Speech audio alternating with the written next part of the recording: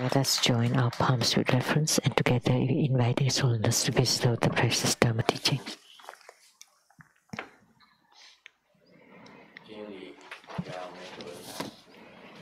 Let's pay homage to the lineage gurus, to the Venerable Monk Liao Ming, to Master Sakya Cheng-Kung, to His Holiness the 16th Karmapa, and to Master Thupten Dorje. And let's pay homage to the three jewels of the altar. And the main deity of Homa today, Ganapati, the Red Jambala. Sunu, Tanchen Katso, Tutan Shiti.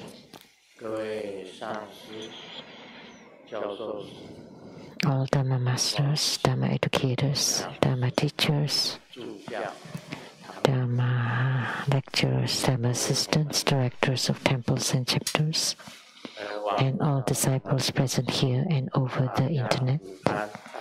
Good afternoon, everyone. How do you do?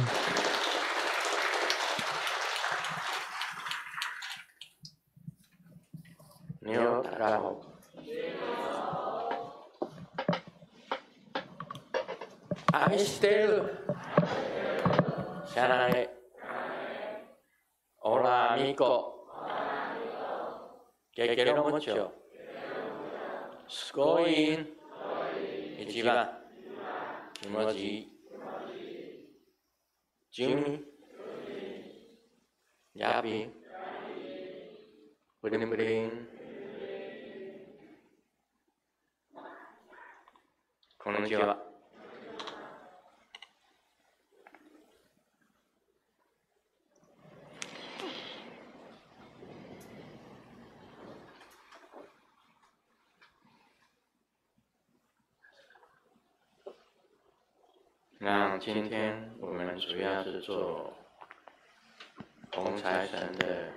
Today, we perform the Homa of Red Jambala. And we all know about the Red Jambala. That's the elephant trunk wealth deity or fortune god. I remember when I visited India, it happened to be the birthday of Red Jambala.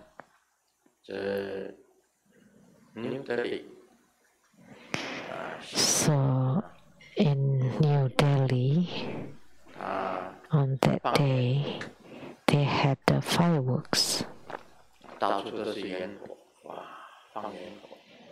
Everywhere there were fireworks. They were celebrating the birthday of Red Jambala.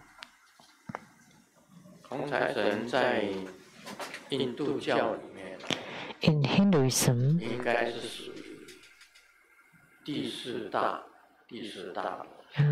Ganapati is considered the fourth in line, fourth major gods after the creator Brahma, the protector god Vishnu, and the destroyer god Shiva.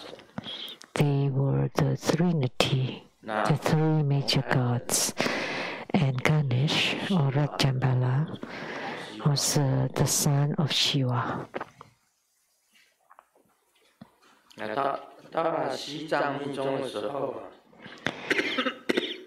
And in Tibetan Tantrayana,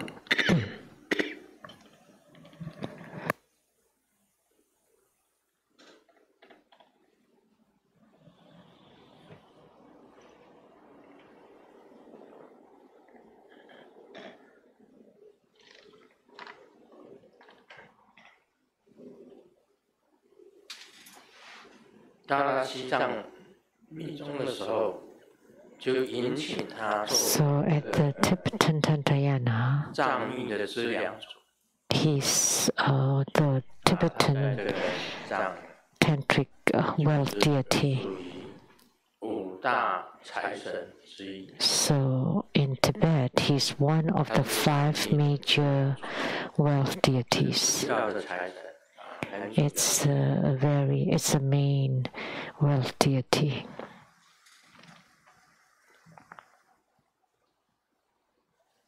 In Tibetan Tantayana, the 5 well deities are the yellow Jambala, red Jambala, green Jambala, white Jambala, and black Jambala.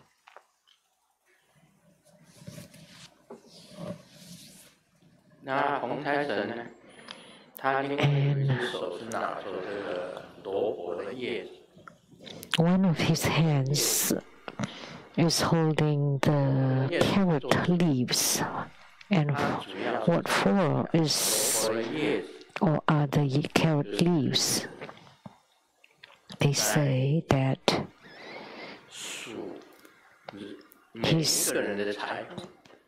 he's counting the wealth of each person.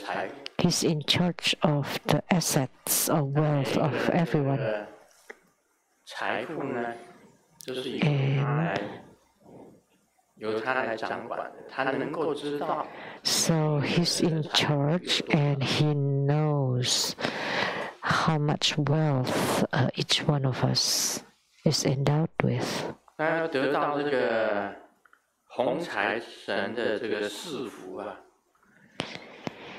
And there is a way to get the bestowal from Red Jambala. The method is to make offering to him. Because we know he loves carrots.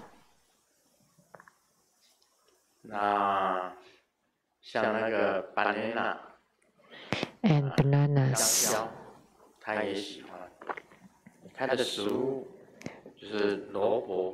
So he eats carrots and bananas. And the main offering is dance, Vajra songs, Vajra dances, Vajra play, and Vajra beauty.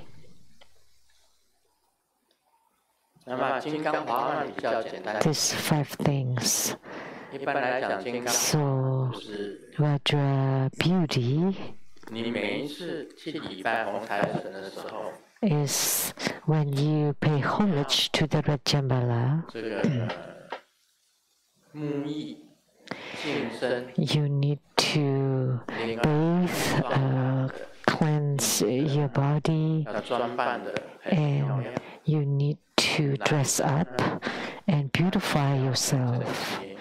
And for the men, they need to dress neatly, and the woman should dress up. That's what he likes. So this flowery, so the flower embellishment or beautifying. So if you use offerings of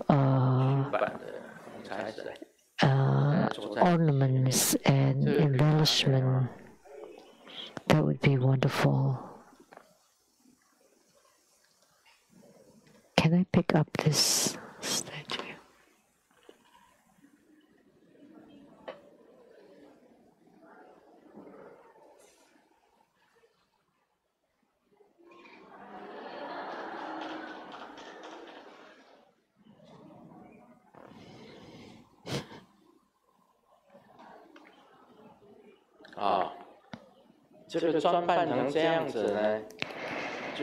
So, if you dress up like that or beautify yourself like that, that's called the Vajra beauty. So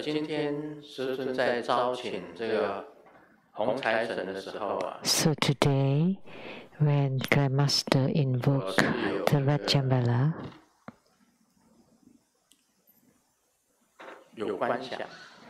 I did visualize Vajra song, Vajra dance,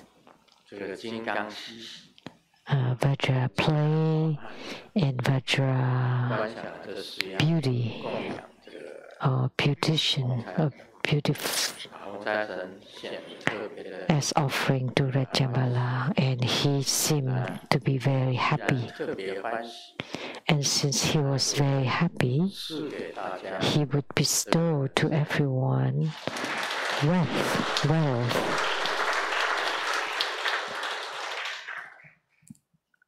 还有人问我什么是金刚歌，什么是金刚舞。 Someone asked me what Vajra song, Vajra dance, Vajra play, Vajra beauty is. So today I have explained what Vajra beauty is about. And Vajra song, Vajra dance, and Vajra play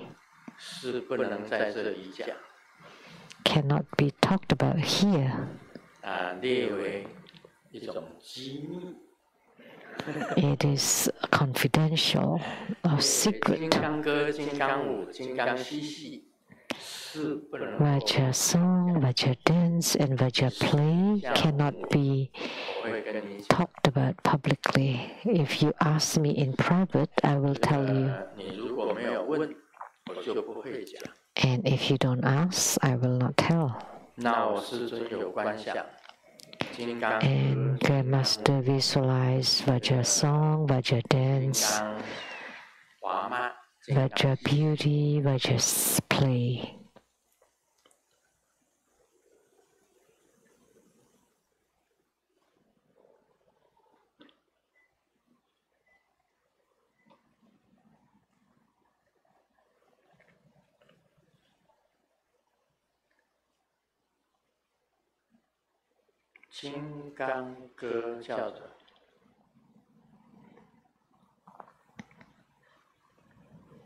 The Vajra song.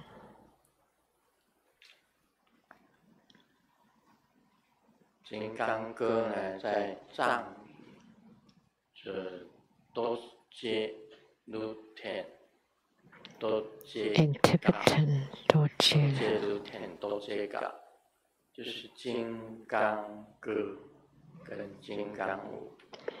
多接卢天 and 多接卡are Vajra song and Vajra dance. 金刚卢。 One of the words may not be right. Vajraka, that's Vajra dance. Doji.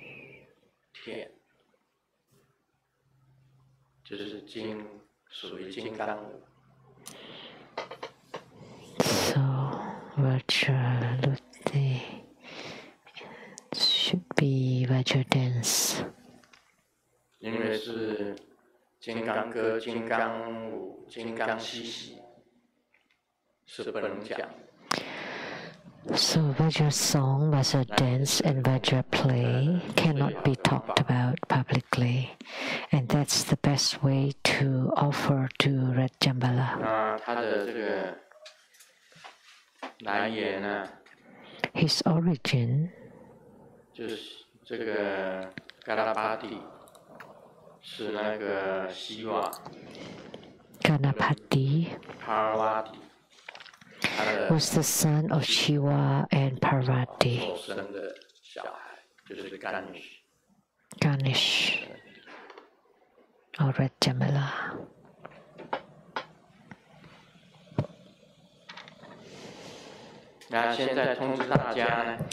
Now I would like to announce one next Sunday, May 29th at 3 p.m.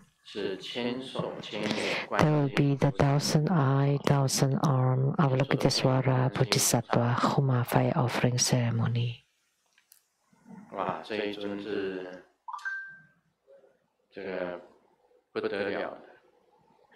This deity is remarkable. In my Bardo deliverance of the 1,000-eye, 1,000-arm Avalokitesvara Bodhisattva, of the Bardo deliverance of the 1,000 vessels, I saw him descending numerous times. He has 11 heads, symbolizing the 11th ground of Bodhisattva which is the same as Buddhahood. Thousand-armed, thousand-eyed Avalokitesvara Bodhisattva.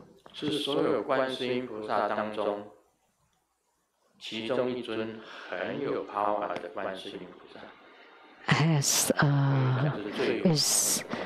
the most power, or the very powerful of all the Avalokitesvara Bodhisattvas. The 1,000-vessel Bardu deliverance, the 1,000-eyed, 1,000-armed Avalokitesvara Bodhisattva helped me the most. One time I saw all of his hands, 1,000 hands were holding 1,000 Dharma vessels, Dharma ships. One time, that's what I saw, exactly 1,000 of them. So something happened. And Avalokitesvara Bodhisattva, after taking the Dharma vessel on his hands, and by soul travel, divine travel, he brought them to Sukhavati, the Western Buddhaverse, Pure Land. So the Homa on May 29th is truly wonderful and a rare Homa.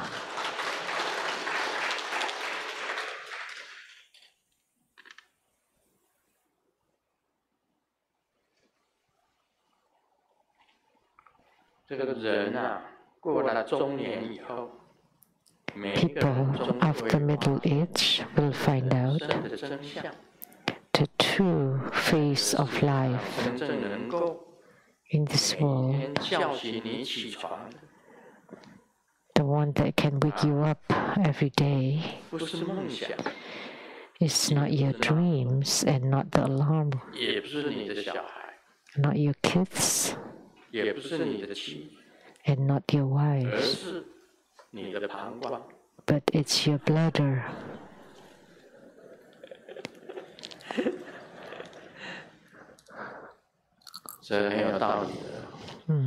That makes sense.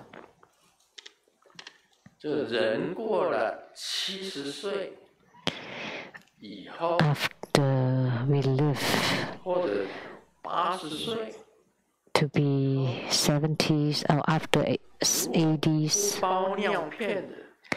if you don't wear any diaper, that means you succeed.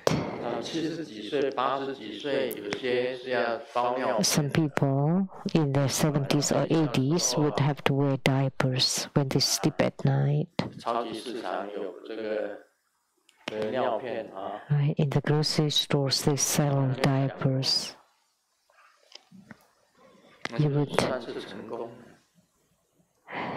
would have never thought, if you don't, then you are considered a successful person, and Grandmaster is one of them. However, the one that wakes me up often is not the alarm clock. Sumu doesn't wake me up anymore. Before she did, but not now. So not Sumu, not the alarm clock, but that thing, XX.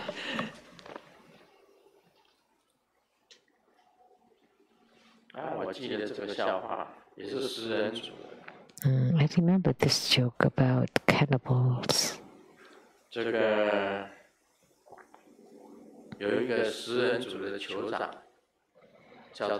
chief of a cannibal tribe asked his subordinates to hunt for people to eat. How about the nobilities? No, 太油腻。 that's too greasy. 那这样子是抓这个平民老百姓吗？ How about just the common people?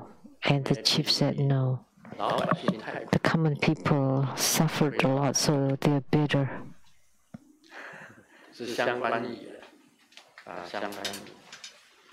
其实我记得的那个食人族的笑话，好像也还 I remember 2 other jokes about cannibals. 是一个食人族的父亲跟儿子 So father and son were 被抓了， hiding in the forest, trying to hunt for people. 走过来一个像慧君一样的。 And a lady like Master Hui Jin was walking by, 哇，这胖胖的，圆滚滚。 round and fat. 儿子问父亲：“这个好吗？” And the son asked the dad, "Is this good?" 太油腻。 And dad said, "Nah, too greasy, too fat." 来一个 And then there's another one 许一样， that looks like Lian Xu. 联系法师。 The Reverend Lian Xu, very skinny and 那儿子问父亲 bony. 这个好吗？ So the son asks, "How about this one? Is it good?" 父亲就讲： And dad said, 这都是皮， "Oh, just skin, 皮太瘦了， too bony, 肉 no 让 meat." 它过了。 So 又来一个 let him pass by. 多汁了， And then 多汁了， there's a 很漂亮， charming, beautiful lady. 走了过来，身材非常的高挑均匀。 And with nice figure, 问父亲 slim and tall. And the son asks the dad, "How about this one? Is this good?" And dad said, "Okay, let's 我把你妈妈 capture her, and then we'll eat your mom." 这食人族的笑话。 This is joke. 这个酋长，坐飞机啊，那个航空小姐就问 So the chief of the cannibal tribe was flying on an airplane, and the stewardess asked him, beef， "Do you want chicken or beef?" 哇 beef， 食人族的酋长就说我都不要， And he 这 said, 里有 "None of that. 个 But do you have 乘客的名单吗？ the name list of the passengers?" 飞机上乘客的名单，这是食人族的笑话。 So those are jokes about the cannibals.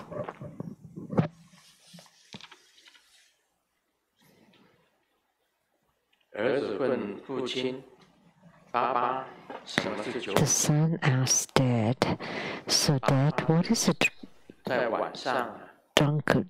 就指着天上， And at night, dad pointed to the sky. 天上有几个月亮？ Take a look, how many moons are there in the sky? And the son said, "1." 2个月亮， And dad said, "No, 2." 月亮。 And the son said, "No, it's 1." And he kept saying 2. 那爸爸就告诉儿子：“当你看到2个月亮的时候，就是醉了。 Dad told the son, "When you see 2 moons, then you're drunk."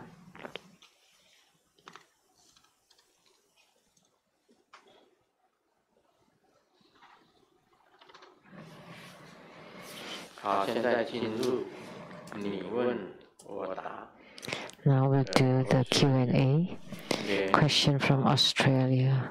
这个读作少吧， Yanhua. 音乐的音，一个招， How do you pronounce this character? 招啊， Sao? Sao. 莲花少风，我吹也莲花少风问你， Yanhua Sao 顶 Hong. 礼师尊佛啊， Homage to Guy Master. Peace be with you. 大概需要 In my 4 preliminary practice, I spend about 30 minutes for the beginning part of the practice. When I reach the main part, I have so many running thoughts that I cannot sit still. It doesn't work well. And when I practice only the main part, i.e. visualization and mantra chanting, do I need to first chant the purification mantras, invocation, great homage offering, fourfold refuge, armor protection first, and afterwards do I need to dedicate the merit?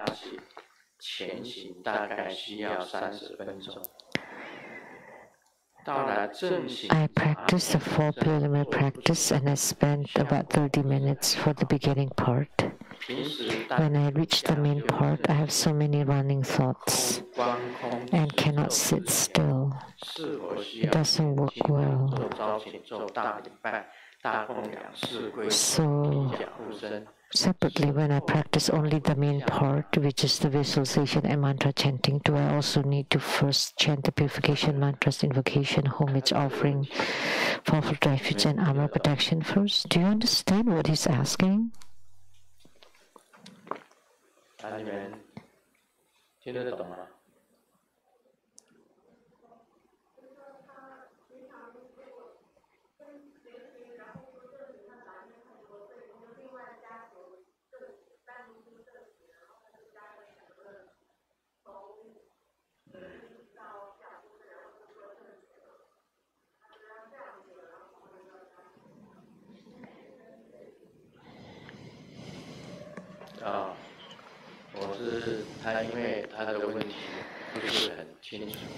The question is unclear.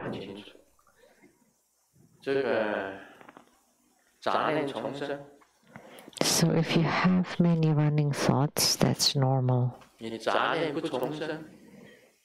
you don't have running thoughts, then that would be abnormal. No one is an exception. So don't think that having running thoughts is not working well. Please don't think that way. Let me tell you, everyone has myriad thoughts and you cannot stop them. It is difficult, very difficult, to change them into one thought, which is samadhi. If you only have one thought, then you have entered samadhi. So having myriad thoughts, that's normal. At the beginning of spiritual cultivation, everyone has the running thoughts, and they are like the waterfalls. It's non-stop. It's never stopped.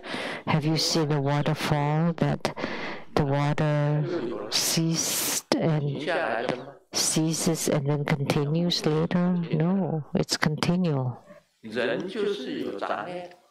So as a human being, we have many thoughts. So in your spiritual practice too, you would have lots of thoughts. So you just let it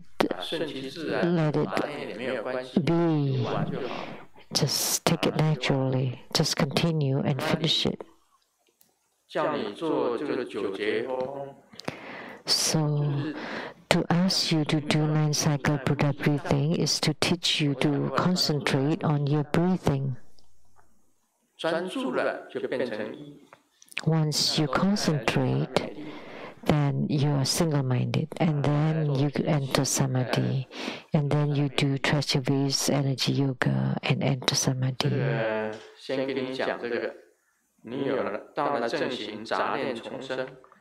So let me tell you this first. So you have so many myriad thoughts, and you cannot sit still.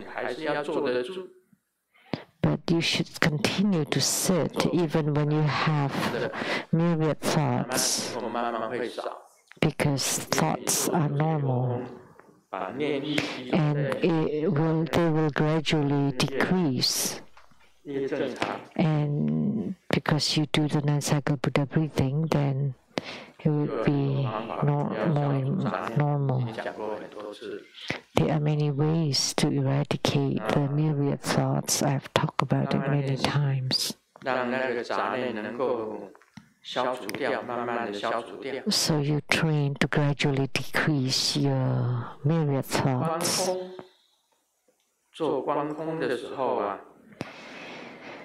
When you empty your mind by visualizing emptiness, and then you visualize the Yidam, chant the Yidam's mantra, and you need to chant the purification mantras, invocation, homage offering, fourfold refuge, honor, protection. They're all needed. The same when we do Homa, we also do the great homage using visualization, offering, fourfold refuge, chant the mantra, armor protection, using the Vajrapani. And the merit dedication is at the end of your practice. And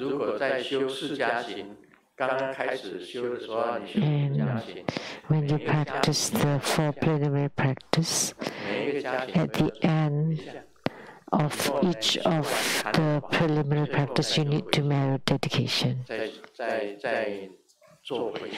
the end of your Dhamma practice, you dedicate the merit, and then you exit the Samadhi. In the Vimalakirti Sutra, it was mentioned. So if you still enter Samadhi and exit Samadhi, that would be different from Vimalakirti. Vimalakirti is different. He did not enter Samadhi, he did not exit Samadhi, because he is in Samadhi at any time. There is no such thing as exiting Samadhi. So is it the case that sometimes when you're in Samadhi you become the Yidam, but when you exit Samadhi you're not the Yidam? No such thing. It's mentioned in the Vimalakirti Sutra. So you, spiritual cultivators, are still talking about entering and exiting Samadhi, like the Arhats would be entering Samadhi, and when they open their eyes, they exit Samadhi. So when they enter Samadhi, you are an Arhat, but when you exit Samadhi, you are a mundane being. No such thing, according to the Vimalakirti Sutra. You always amid Samadhi anytime. Anytime, meditation. Anytime, 没有停止过，做任何事都是精神。It's non-stop at any time. Whatever you do, you're always very focused and single-minded. When you talk about the sutras, Dhamma teaching, also in concentration, like Grandmaster cough and has an itchy throat. Oh, that would be problematic at this era. Luckily, it only happened for a few seconds. As an elderly, even the saliva can make you choke. And if you drink water, it's even easier to choke.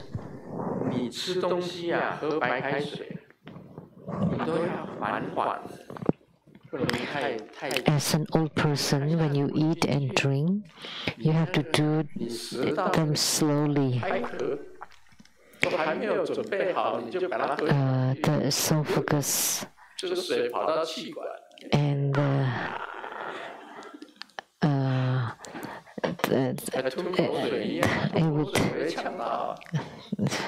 it would make you choke. It happens even when you swallow saliva. And you would know when you reach that age. I remember Master Liu Wenqing. When he was about to speak on the microphone, he would always clearing his throat, and people would say that, oh, he's just kind of whipping us.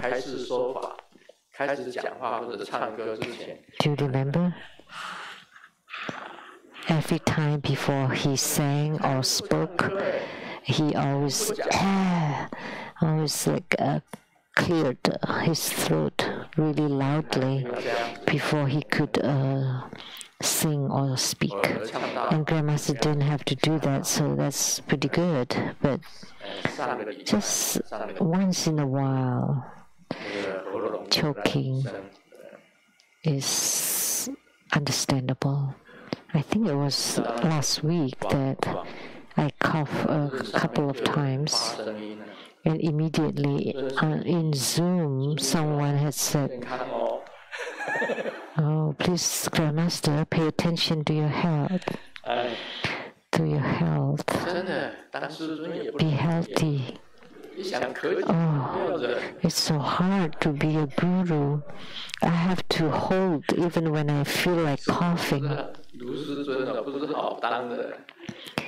It's hard to be a Grandmaster Lu. I just like cough a couple of times, and people immediately paid attention, and they sent me so many throat coughs, drops, and things. Long Jiao San from Taiwan, made in Japan. She sent it to the rep from BN, which gave it to me. Thank you for your kind intent. 所以我觉得杂念不要管，你把一坛法整齐的修好很重要。 So don't worry about your myriad thoughts, just complete your Dharma practice. If you don't have much time, then you just do the main part. But if you have time, then you should do the complete Dharma practice. Like if you're on a plane, you can just do the main part. You don't have to do the full preliminary practice. You just get into the main part directly. If you're outside and around many people, you can just do the main part. Visualization, mantra chanting, and entering samadhi. That's the main part. Second question. Why do we have to wait until we have fruition in our preliminary practices before we can engage in the inner tantric practices? Is it because we haven't purified our karma in our body, and speech and mind are not completely pure, so that if we practice the chi channels and light drops, they can be intensified, that it is prone to generate wrong thoughts? So nowadays, people practice for plenary and the inner tantric together. But before, it was step by step, the 4 plenary practices, the root guru yoga, the main deity yoga, and then the inner tantric practices, and the highest yoga tantra, and the great perfection. That's how it was in the past. But now, people start the inner tantric practices when you start practicing the Yidam deity or deity yoga. And in Grandmaster's opinion, it's fine. So you can do the inner tantric practices when you start practicing the deity yoga, or you can wait until you have fruition in the deity yoga to start the inner tantric practices, because once you can spiritual union with your yidam, it would be easier for you to practice the inner tantric practices, because the yidam will guide you. That's the main reason why. So the practice of the chi channels and light drops,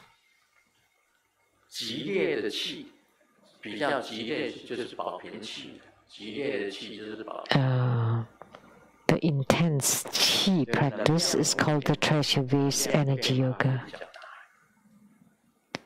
Then the energy will change a little bit conspicuously.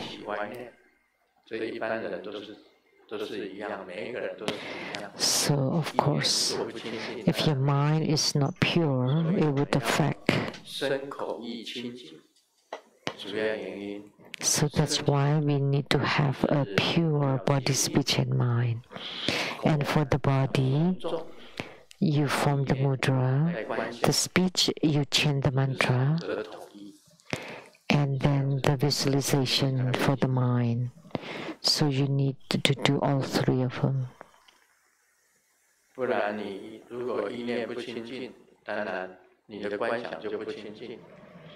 Of course, if your mind is impure, then your visualization is impure, and then it would generate bad thoughts.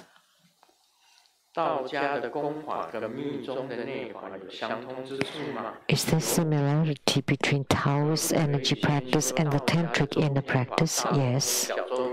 Is it okay if I practice the Taoist celestial circulation practice first? The major circulation, minor circulation, while doing the 4 preliminary practices, so that upon fruition I can change to do the inner practices? Otherwise, by that time, I might be too old to start practicing inner fire. Are there similarities between Taoist and Tantric Qi practices? Yes. It's not the primary practice. It's a supplementary. Because the visualization of the wheels are different from Tantric visualization.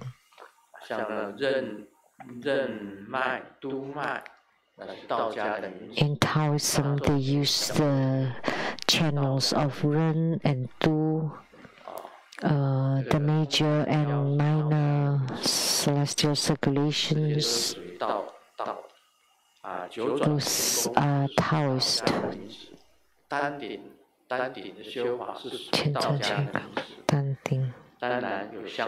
All those Taoist terms, of course, there are similarities.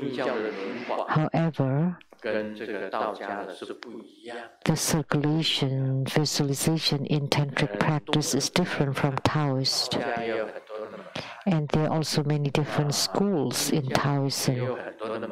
And there are many different schools in Tantric Buddhism as well. And they are all slightly different. If you're too old, you cannot ignite the inner fire. That's true. Because when you age, your body has weakened and you cannot ignite the inner fire. It's easier to ignite the inner fire when you're young.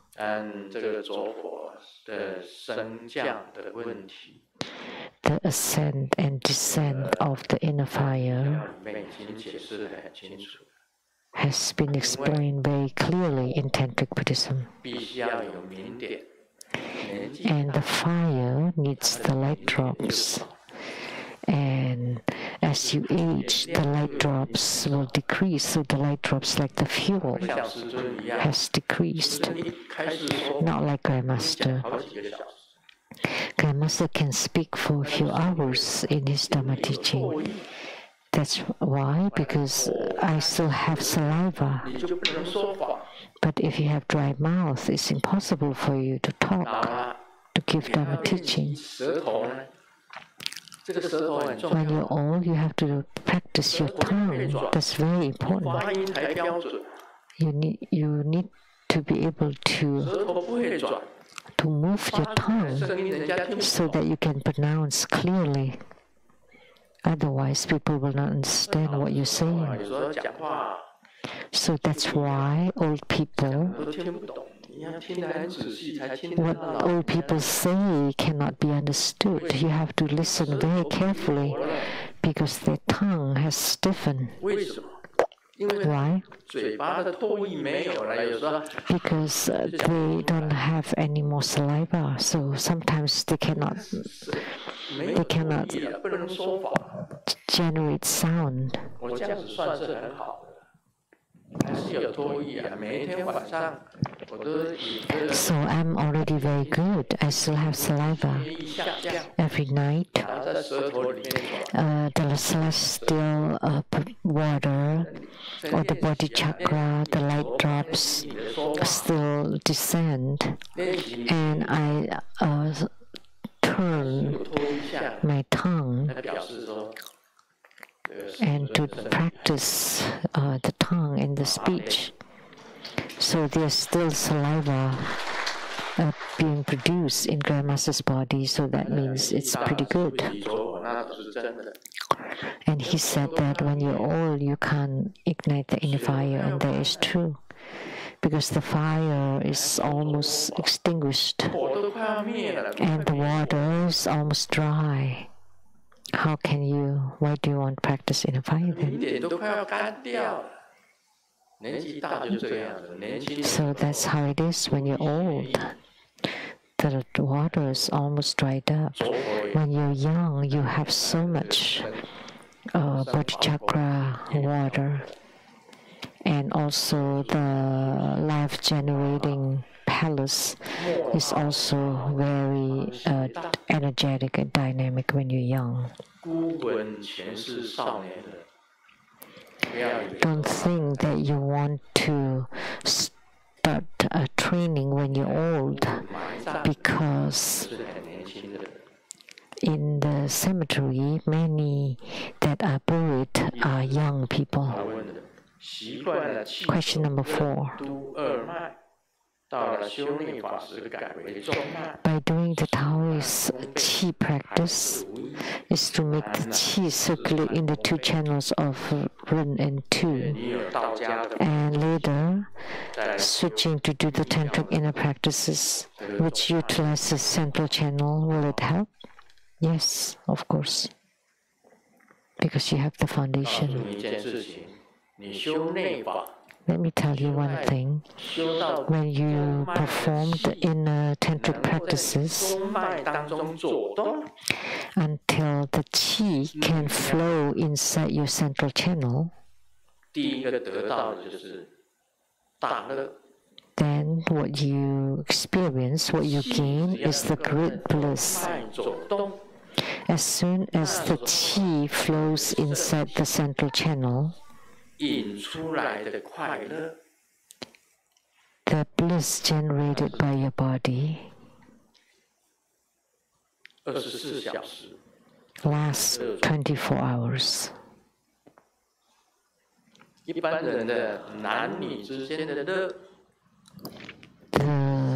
ecstasy or bliss between a man and a woman only lasted momentarily,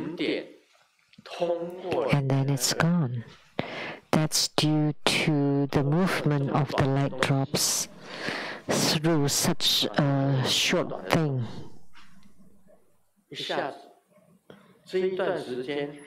Just very fast.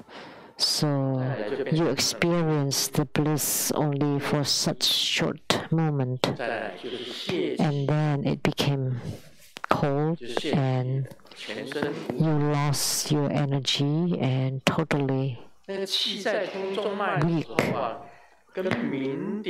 But when qi flows in the central channel, gives the same sensation as the light drop moving through that thing. And yet the qi moves up and down and up and down, and that's a 24-hour bliss, non-stop. So even when you sleep at night, you are also opening your channels, and day and night, you're always happy. You're never sad. Only then it's called utmost bliss. So that's the benefit of inner practice. Are there people who have reached such a state? Yes, even the people who are here now, who are always blissful 24 hours a day, they don't need to be in concert practice, just in solitary practice, and always blissful 24 hours a day, because the qi is moving in the channels all the time. As soon as the qi wraps against the channel for a very long, up and down, 24 hours a day, that's extremely blissful. It's something beyond your imagination unless you experience it yourself. Like when you drink water, how it tastes, the temperature, only you know, and someone has experienced it. So congratulations, that person has experienced the bliss, the great bliss. And afterwards, you also need to experience luminosity or clear light radiance. And then next is to experience emptiness, which is empty nature or Buddha nature. That's the stages of spiritual cultivation. 5:10 already.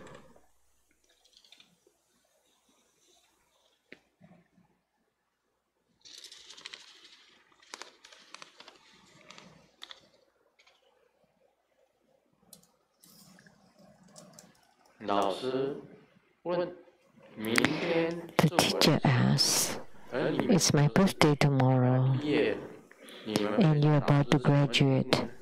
What gift will you give your teacher?" And student A said, "Flower." A flower. B said, "A bouquet of flowers." C said, "Also flowers." And Ming said, "I will not give you flowers. That's too common. I will give you something special." And the teacher was pleased and asked him, "What are you going to give me?" And Ming replied,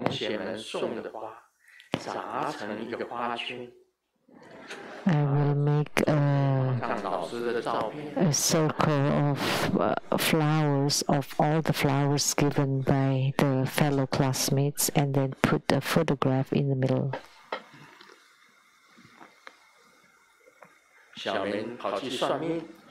Ming went to the fortune teller, and the fortune teller said, "Hey, after the divination, how come you didn't give any money?" And left. "Oh, couldn't you tell that I didn't have any money?"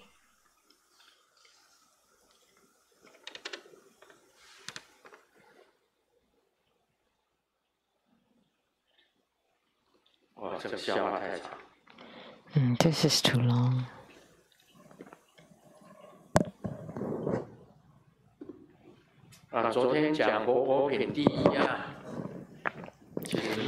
Yesterday we were talking about chapter 1, Buddha verse. In Tantrayana, it also exists. What is Buddha verse? As a tantric sadhaka, every morning when you wake up, you want to visualize that where you are is a Buddha verse. And who are you? You are the yidam.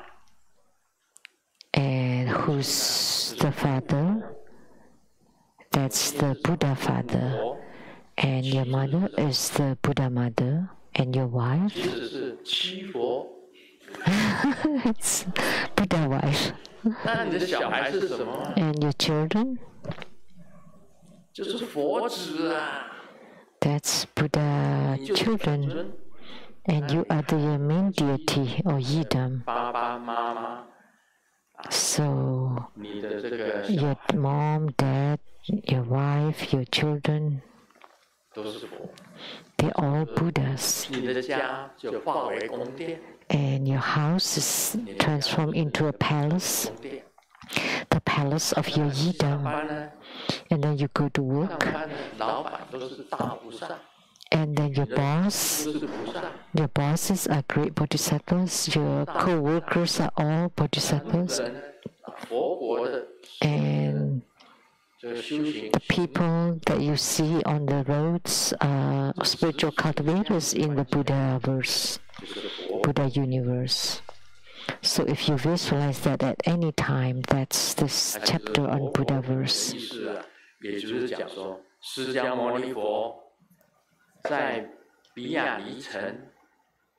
So what it means here, that Sakyamuni Buddha was in the Amra garden in the city of Vaisali. So there, that was the Buddha verse. Sakyamuni Buddha was the Yidam who was speaking the Dharma. And he was accompanied by 8,000 great monks and 32,000 bodhisattvas. And all the lay practitioners and all people gathered there at the Amra garden. So at such time, that place was a Buddha verse, we can say. Thus have I heard. As we all know, at the beginning of the sutra, there's always this phrase. Ananda remembered everything that he saw, and he could remember many things. All the sutras that Sakyamuni Buddha had spoken would be remembered by Ananda. There was a custom in ancient India, is that when the Guru was speaking up above, the disciples listening cannot take notes, so you only rely on your memory, and Ananda had the great memory. So, thus have I heard, means that I was there and I heard this. Ananda was there and heard it.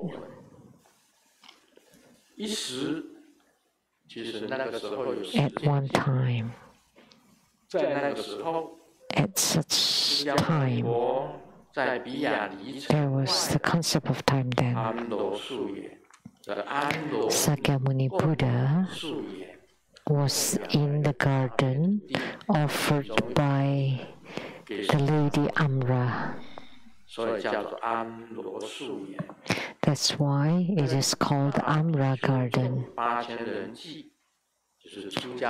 Accompanied by 8,000 great monks or great bhikkhus. Great bhikkhus, which means great monks. I will explain what they are. And 32,000 bodhisattvas. There were 32,000 of them. Some people ask me, so strange. The great bhikkhus, there were 8,000. Did they count them one by one? So let me ask you, how many people are there now in this Homa hall?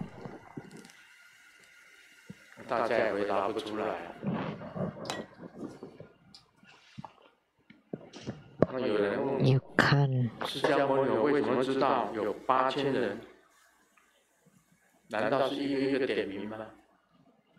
So someone asked me, did they count one by one, 8,000? And the bodhisattvas, 32,000. How many of them? And Sakyamuni Buddha did not have microphone then. How could they hear the Dharma? How could the 8,000 great bhikkhus hear it? How was the Dharma teaching given? Now we have microphone. Nowadays we need microphone so the sound can travel.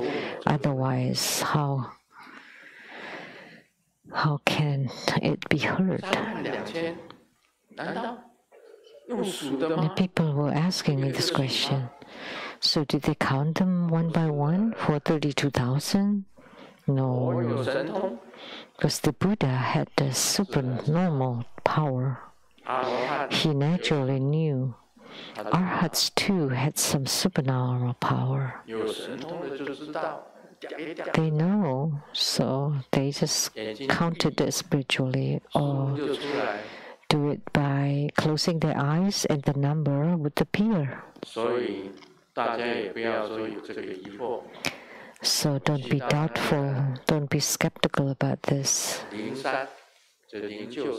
I went to Gridakuta, which is the vulture peak, the place where the Buddha gave Dharma teachings. There were only a few bricks, the seats of the Buddha surrounded by a few bricks. It's about less than half of this Homa hall. It's rectangular. And there are mountains and cliffs around it. So then not very long, not very spacious, so just that place. And that's where Sakyamuni Buddha gave Dharma teaching. How many people could fit in there? It's quite limited. So I thought that the great monks and bodhisattvas maybe were hanging on the trees. So at that time, that's what I thought. How many could sit there? Because they always said that like 2,500 Buddhas, 2,500 people gathered. And in the Amitabha Sutra, there were 1,250 people, an assembly of 1,250 people at the vulture peak. But when I saw it, I think it could only fit about 200 people. No way it could fit 1,000 people. Maybe they were stacked, or I don't know how they counted.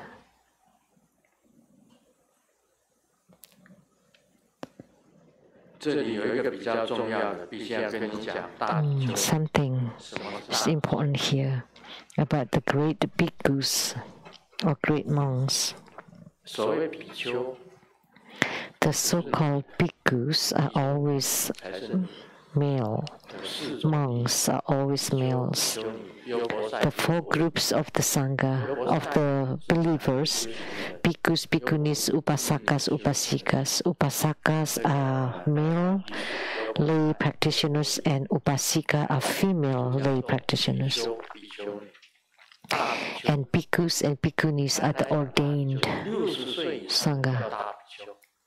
So the great bhikkhu is typically a monk over 60 years old, or someone who strictly abides by the precepts, like the Arhats. They were referred as the great bhikkhus. Now it's 5:22. Can I continue?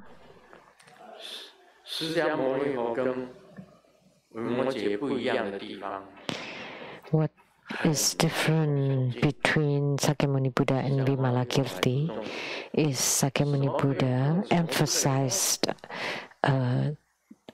precepts, keeping the precepts, what can be touched, what cannot be touched, what can be eaten, what cannot be eaten, what kind of place you can live in and what cannot. They are specified what kind of outfit you can wear, what kind of outfit you cannot wear. Sakyamuni Buddha strictly abided by the precepts, and all these great bhikkhus, great monks, and the Arhats abided by the precept. They had many very strict precepts or codes of disciplines. They cannot touch the alcohol.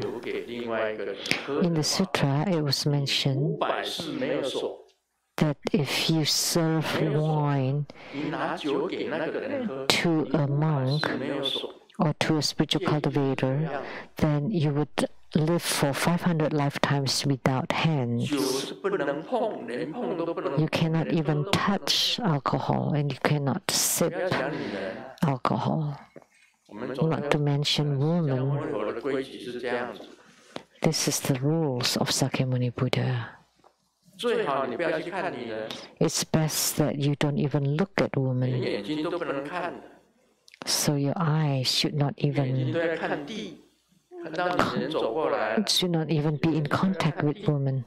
When you see a woman is coming, you should look at the ground. You should not look at the woman.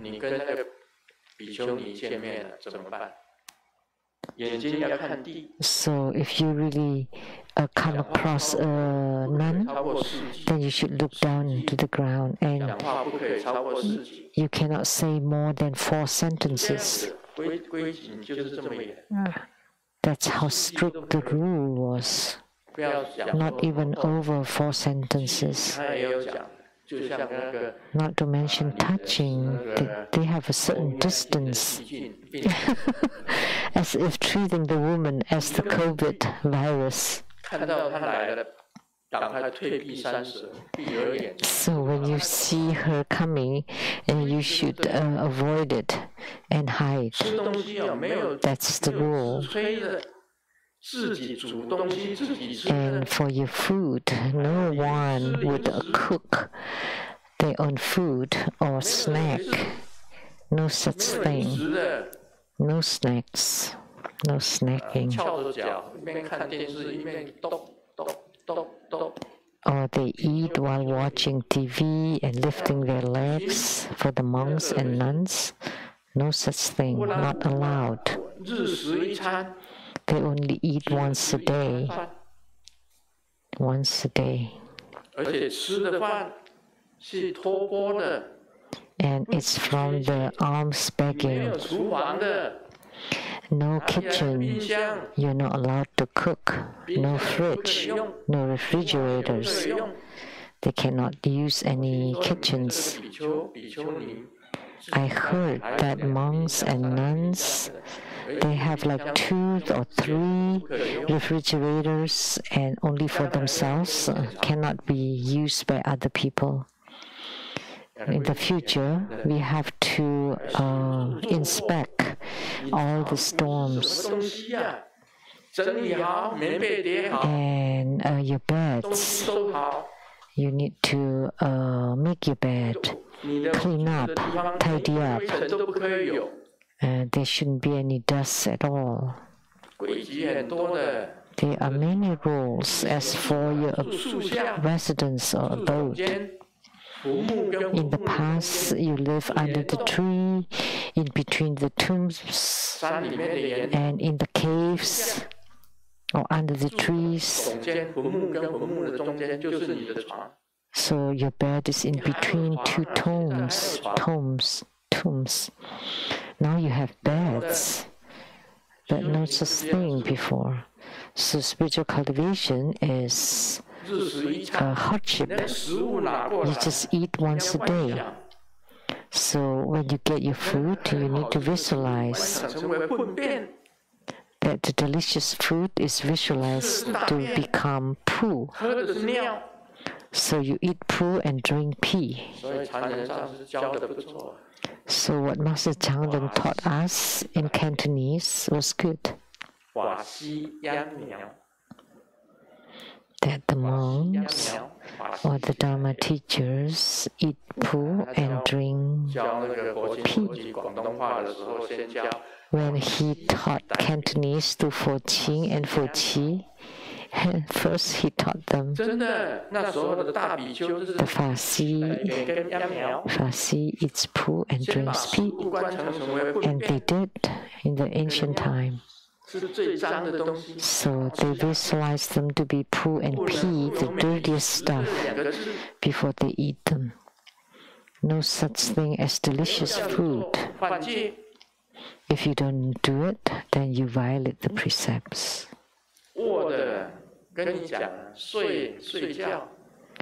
For sleep, as I said, inside the caves. So you practice inside the caves, under the trees, in between the tombs.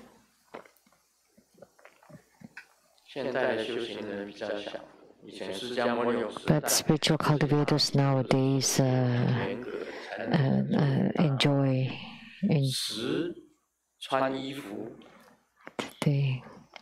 so for food and clothing's all the same. You cannot have any embellishments. You cannot touch money. Now you have accounts at the banks. You cannot even touch money then. Only then you're referred as the great monks or great bhikkhus. Nowadays, you're just tiny bhikkhu.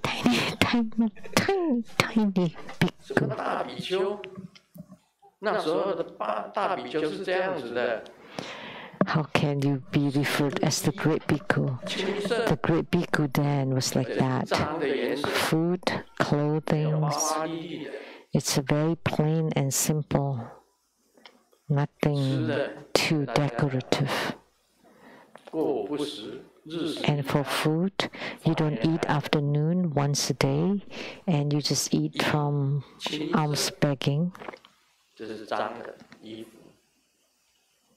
And the clothings are the dirty clothings, and you live in caves under the trees between the tombs, and you travel or transport by walking bare feet. Now it's different.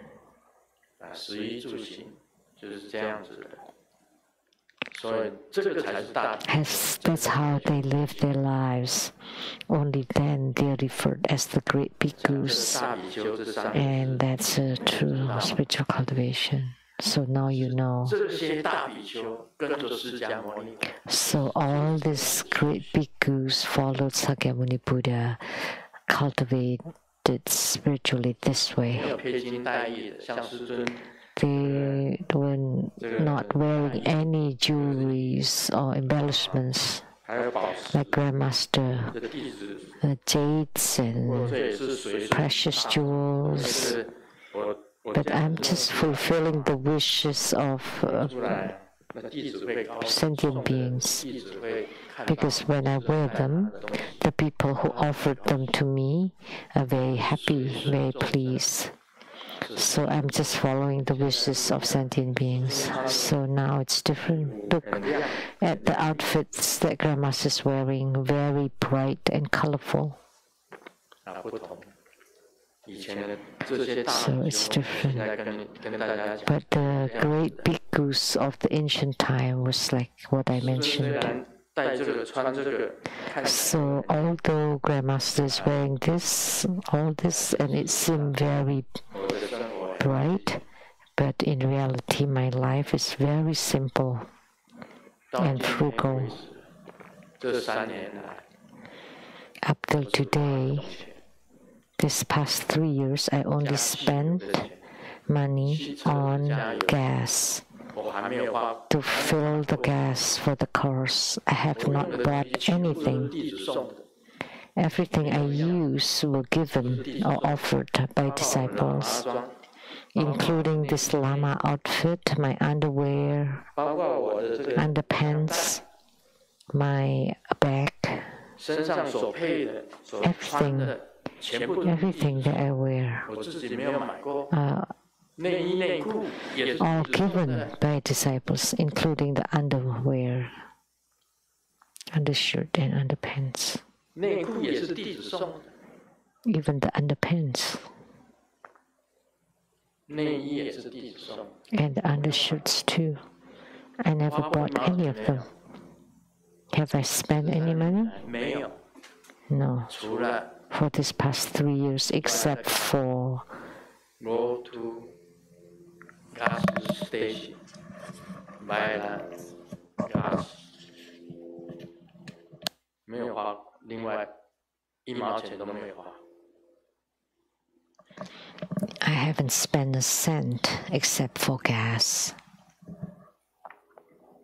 现在跟大家解释大比丘是怎么回事。 So that's my explanation for the great bhikkhus, because they abided by the precepts. That's why they're referred to as the great bhikkhus or great monks. Or else someone that's above 60 years old, a monk that's above 60 years old. So the great bhikkhu have to abide by the major precepts of the 3 altars and more. So that's my explanation, so that it leaves impression on you. 有位傅先生富甲四方，娶了小老婆。娶进门的那天晚上，大老婆虽然不爽，但还是很礼貌地问傅先生讲。Mr. Fu got the second wife, and the first wife was unhappy but still very polite and asked, "So, whom would you sleep with tonight?"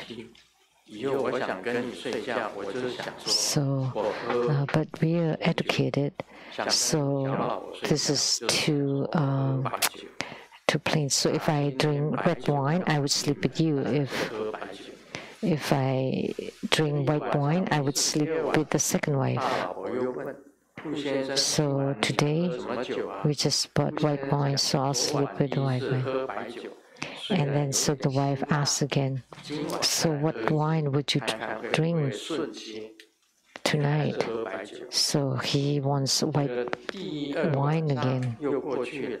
And on the third night, the first wife asked again, "So what wine would you drink tonight?" And Mr. Fu said, "I drank white wine last night, and it felt really smooth, so I will drink white wine again and see if it would become dry."